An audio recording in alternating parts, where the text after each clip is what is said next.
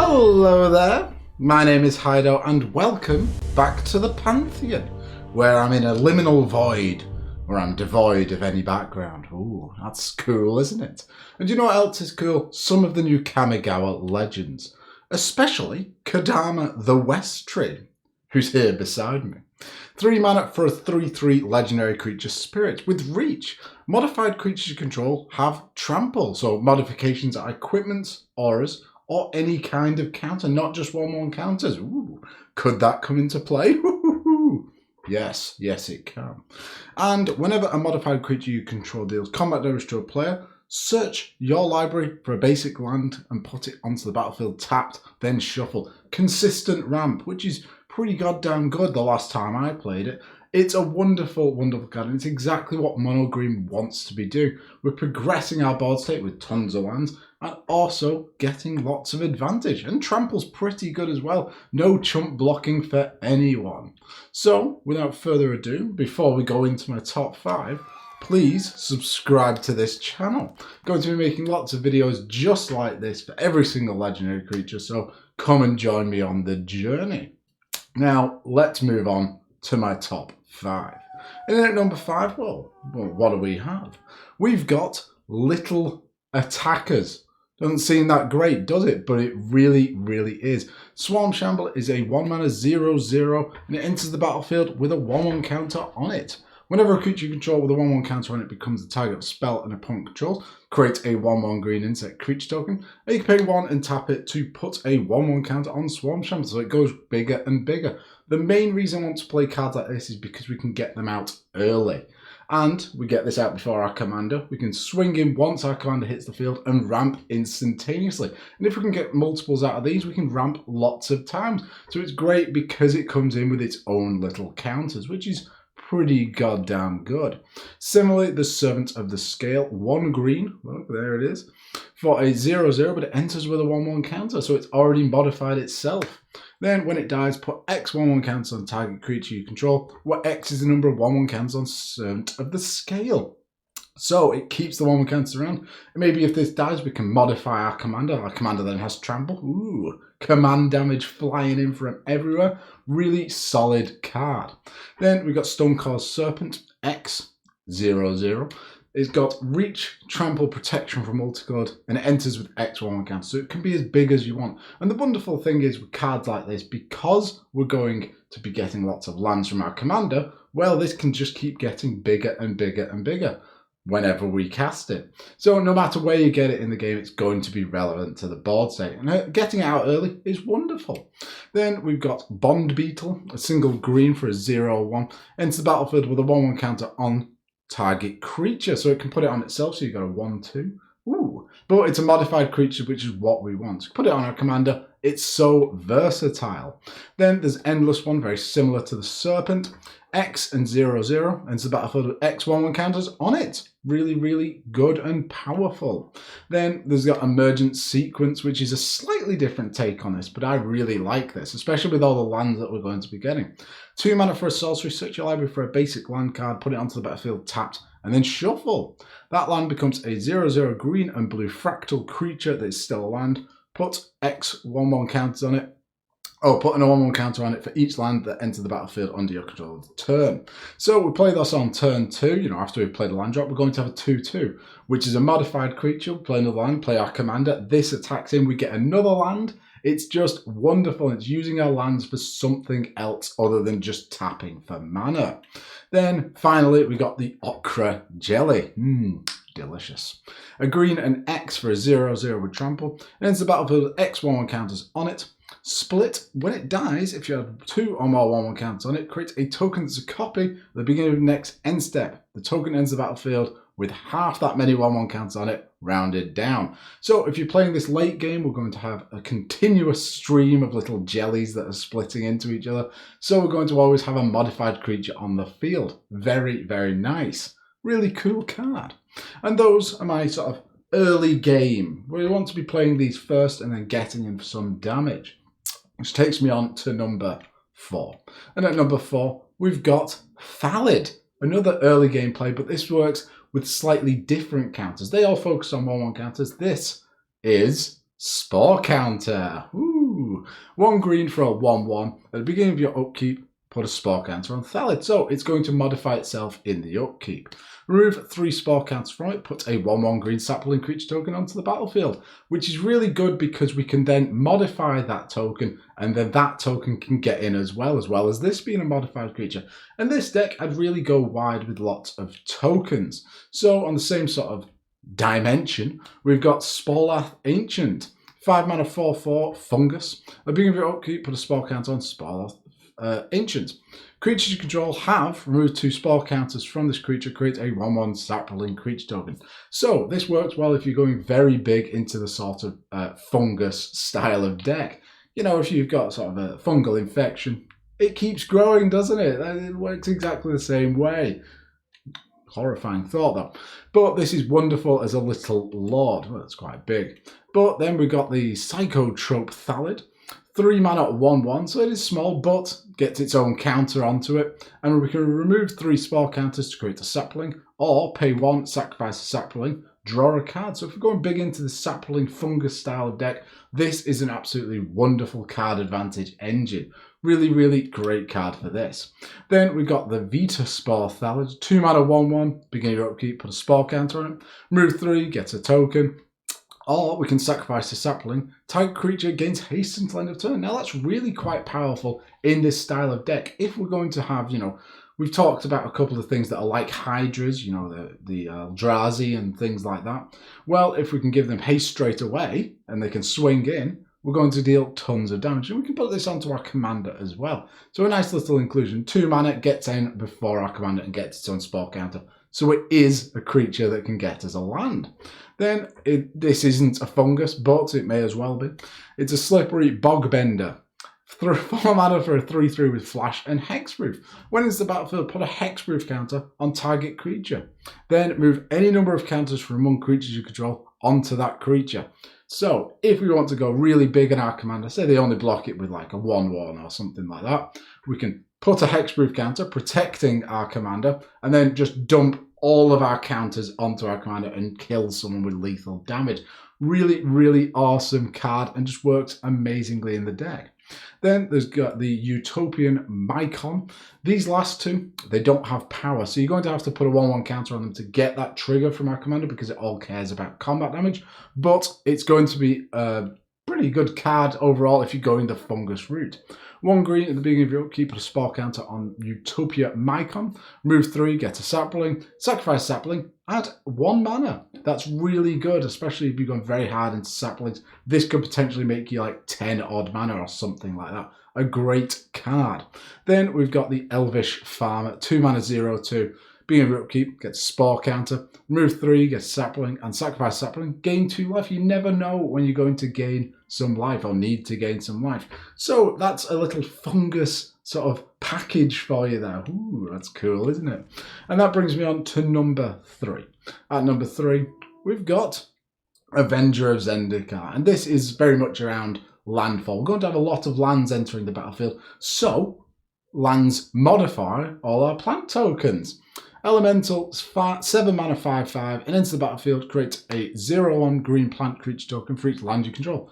Well, we're going to have lots of plants, aren't we? And then landfall, whenever a land enters the battlefield under your control, you may put a 1/1 counter on each plant creature you control, every single one of them. So they're all now modified. This card is, you've seen this card before because it's just phenomenal, but it works amazingly in this deck. Then we've got Retreat to Kazandu. It's a 3 mana enchantment with landfall, so whenever a land enters the battlefield, choose 1. Put a 1/1 counter on target creature or gain 2 life. I'm going for the counter most of the time, I think, because then we're going to be modifying that creature. That gets us more lands, which modifies more creatures. Awesome card and fits perfectly with this style of deck. Then there's Roaring Earth, a brand new card from Kamigawa. 2 mana enchantment. Whenever a land enters the battlefield under your control, put a 1/1 counter on target creature or vehicle you control. And then you can channel it if it's in your hand and you don't want to play it. You can pay 2 green and X, discard it, put X 1/1 counter on target land you control. It becomes a 0/0 green spirit creature token with haste. It's still a land. So that's at instant speed. We can just dump all of our mana into it. Massive threat on the field or a massive chump blocker. and it's a modified land, and we're going to have so many lands knocking around, we're not going to lose too much if we throw this into the breach, are we? So a really cool card there, and modal as well. And here we go with a bit of Proliferate. Evolution Sage, 3 mana, 3/2. Whenever a land enters the battlefield under your control, Proliferate. Now, Proliferate means that we can put one extra counter of any kind onto any number of targets. So all of those little things that we've got counters on, you know, the little idiots, well, we can proliferate them, get more spore counters, things like that. Amazing card, and because it works with landfall, every time a modified creature deals damage, we're getting a land, we're proliferating. This can get out of hand incredibly quickly. Really, really cool card. Then there's the Undergrowth Champion, 3 mana, 2/2. When it is dealt, I'll start with the landfall. So landfall, whenever a land enters the battlefield under your control, put a 1/1 counter on it. Hey, there we go. Something that's modified, you know, wonderful. And if damage would be dealt to this while it has a 1/1 counter on it, prevent all that damage and remove a 1/1 counter from Undergrowth Champion. So a wonderful chump blocker. Maybe you've got a couple of planeswalkers you want to protect. This is amazing. It just works on every dimension this deck would want to work on. It works great with all of the lands entering the battlefield. Then we've got the Vine Lasher Kudzu. 2 mana for a 1/1. Whenever a land enters the battlefield under your control, put a 1/1 counter on it. So this just grows, but it's also a modified creature, so it helps grow itself if our commander's on the field and we're dealing damage with it. Great card. And finally, we got Scoot Swarm. This doesn't modify itself, but dear God, it's going to get out of control with all of the lands that are entering the field. 3 mana, 1/1 landfall. When a land enters the battlefield under your control, create a 1/1 green insect creature token. If you control 6 or more lands, create a token that's a copy of Scoot Swarm, which also has this ability. So once we've got 6 lands, well, they're just going to balloon exponentially. We're going to have a ridiculous amount of swarms scooting around. Amazing. So these are all based around the sort of landfall technique. And that brings me on to number 2. And at number 2, we've got ways of getting a lot of counters onto creatures. And this is one of my all-time favorites. I think this is such a cool card. 10 mana and green, so 11 mana total for a 10/10 avatar. It costs 1 less to cast for each creature your opponents control. I don't know if you've ever played against opponents. Generally you do. But they tend to have creatures. So this is going to cost like 2, 3, maybe 4 mana at the most. But when it enters the battlefield, put a 1/1 counter on each other creature you control. So it modifies our entire board. So all those sapling tokens, all those little rubbish funguses, they've now got a counter on them so they can swing in. And it just buffs everything up itself. Amazingly good. Then we got the Cytoplast Rootkin. 4 mana, 0/0 with Graph Force. So it enters with 4 counters. And then if another creature enters, we can move one of those 4 counters onto that creature so it modifies it straight away. When it enters the battlefield, put a 1/1 counter on each other creature you control with a 1/1 counter on it. So we're growing a little bit there. And then finally, because there's always more text, isn't there? Pay 2, move a 1/1 counter from target creature you control onto Cytoplast Rootkin. So if you want to get one of those counters back, regrow this so you can graft onto new creatures. This card does everything you could ever want to do. It's a wonderful, wonderful card. Then there's the Bloodsport Thrynax. Works wonderfully with all of those little tokens because it has Devour. 4 mana, 2/2, Devour 1. So when it's sent to battlefield, you can sacrifice any number of creatures and then you get a 1/1 counter for each of them. But each other creature you control enters the battlefield with an additional X 1/1 counters on it, where X is the number of 1/1 counters of Bloodsport Thrynax. Ooh. So if we sacrifice about, I don't know, 10 tokens, this gets 10 1/1 counters. Then we create a bunch of saplings. Each of them is going to enter with 10 1/1 counters on it. You know, as modifications go, that's quite good, isn't it? And then we've got Sweet Gum Recluse, a cool one-shot here. 6 mana, 0/3, Flash, Cascade, Reach. Look at that. Look at those 3 keywords there. Flash, obviously, great, nice surprise. And then Cascade, you go through your deck until you hit something with CMC less than this, and you can cast it for free. Nice. Then when it enters the battlefield, puts any number of 1/1 counters on each of any number of target creatures that enter the battlefield this turn. So it's going to put counters on itself, so instantly modifies itself. But off that Cascade, if we've cast something, you cast it before this thing resolves, That's how Cascade works. Then this enters put the counters on that, so whatever you've casted. Or if you've got lots and lots of mana, which we will do, you can end up doing this after you've created a bunch of tokens and then just dump everything. So many counters flying around. Then this works wonderfully with counters and also spreads them around. Rishkar Pima Renegade, 3 mana, 2/2, enters the battlefield, put a 1/1 counter on each of up to 2 target creatures. Could target itself to make it a 3/3, and each creature you control with a counter on it taps for a green. That's really quite good in mono green, isn't it? That's rather good. It's like a Cryptolith Rite. This works fantastically, especially with all of the tokens that we're going to have. Great card for the deck. Then there's Generous Patron. Now this works in 2 different ways. 3 mana, 1/4, Elf Advisor. Ends the battlefield support 2. So put a 1/1 counter on each of up to 2 other target creatures. Whenever you put one or more counters on a creature you don't control, draw a card. So if you want to make a friend, you know, politics is obviously very important in EDH. You can put them on your friends' creatures, and then we're going to draw 2 cards. Or you could use it to sort of modify our own creatures. Great card and works wonderfully. Then there's Colonia and Hydra to finish off, which will finish your opponent off. 5 mana, 0/0 with Trample, enters the battlefield with 4 1/1 counters. When it attacks, double the number of 1/1 counters on each creature you control. And it's double, so if you've got 6 counters, then it's 12. This card is going to really rock some games. It's amazing and will just win you the game. Win the game. And those are all based around getting counters spread around your lovely board state. Which takes me on to number 1. And at number 1, we've got Inspiring Call. This works fantastically with 1/1 counters.